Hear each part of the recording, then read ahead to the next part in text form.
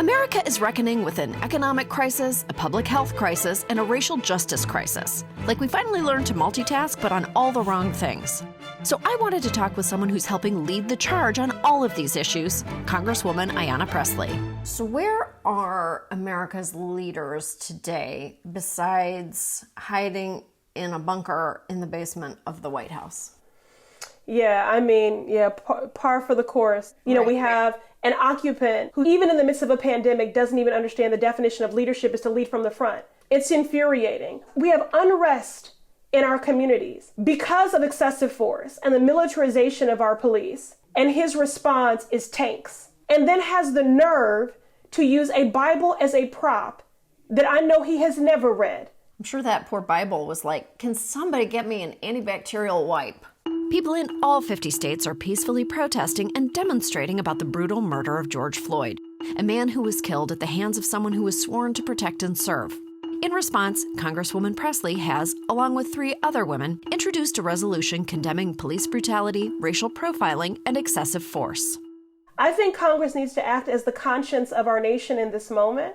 And so we have to move with urgency. And the reason why focusing on legislation is so critical is because the disproportionate hurt and harm that has been done to Black folks, to Latinx communities, it was precise. It was targeted. It was legislated. It was codified. And so the path forward is to legislate healing and justice. We're still waiting on Mitch McConnell to pass an anti-lynching law named for Emmett Till, 2020. Now, the last time a resolution was introduced to condemn police brutality was in 1999. So in the time between these resolutions, Nellie has had an entire career. Y'all trying to have Black Twitter drag me? I am not going after these hip hop contributors.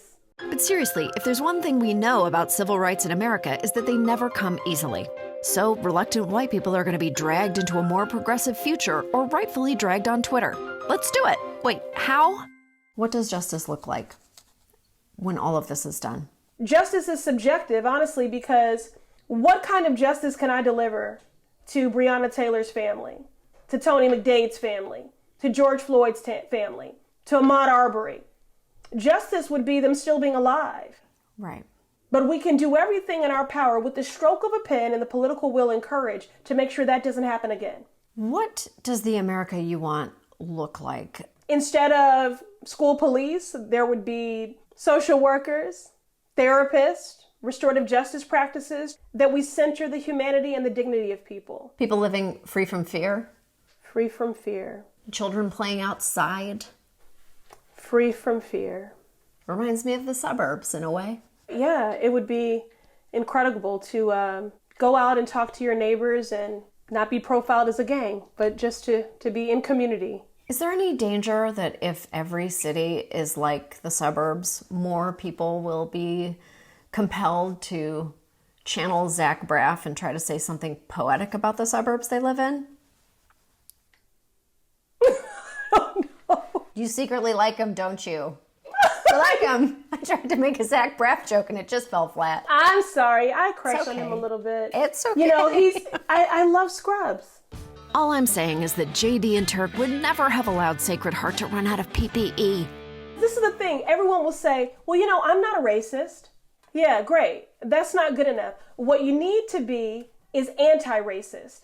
And that means being intentional and deliberate and unapologetic in dismantling structural racism and systemic oppression, and not being afraid to call it what it is, white supremacy. So it's using your privilege to help people in a tangible way, not Yes. just centering yourself in the conversation. Yes, Samantha. Thank you for this TED Talk. Using your privilege in a tangible way, doing more than liking and retweeting, Right. okay? No more hashtags. And please do not create a hashtag for no more hashtags. Let's just do the work. White women, be useful. Use that privilege for good. Yes, Karen. Come on, Becky. Come on, Becky, you can Come do it. on. Toss that hair back and get in there. You got a lot of work ahead of you. And we have to do that work because honestly, Black people have done enough. I am so tired of holding my breath when my husband is out of my sight. the Black man that I'm married to, and every Black man that I love, and that is in my community.